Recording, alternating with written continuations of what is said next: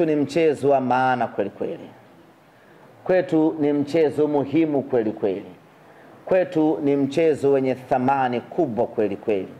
Ni mchezo ambao unakwenda kuandika historia nyingine ya kupendeza ndani ya klabu yetu ya Simba Sports Club. Ni mchezo ambao unakwenda kutu elevate, inakwenda kutupeleka juu zaidi mawinguni kwenye kiwango cha ubora barani Afrika. Tunakuwa ni katika miongoni mwa timu chache Afrika ambazo zina uhakika wa kufuzu back to back na kwenda hatua ya makundi. Afrika hii timu zenye uhakika wa kucheza back to back hatua ya makundi kwa kipindi cha miaka 7 mtawalia ni timu 2 pekee.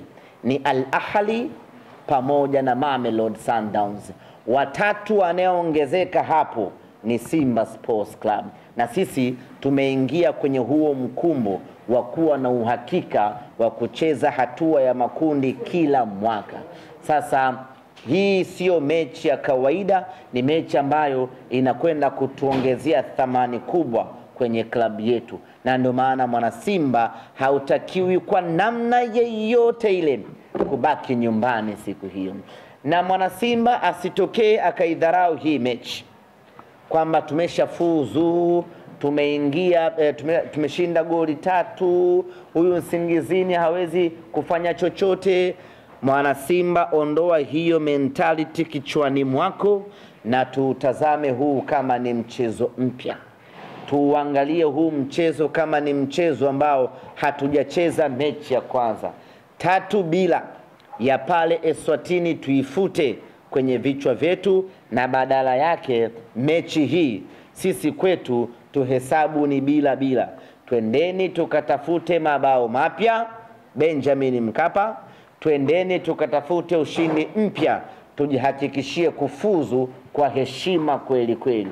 Itakuwa haina maana yeyote tushinde kule bao 3, tuje hapa tufungwe bao 1 au 2 au warudishe zote twende kwenye matuta. Itakuwa ni fedheha ya kiwango cha juu kweli kweli. Sasa hatuko tayari kuiona hiyo fedheha ikitutokea.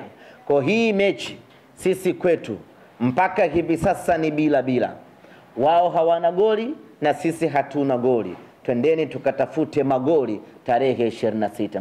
Na tunaweka wazi ya kwamba kwenye hii mechi mpaka muda huu sisi tumeshinda mechi ya kwanza, lakini hatujafuzu. Na kama hatujafuzu, maana yake tuna kazi kubwa ya kufanya. Na kazi kubwa ya kufanya inafanywa na watu wote.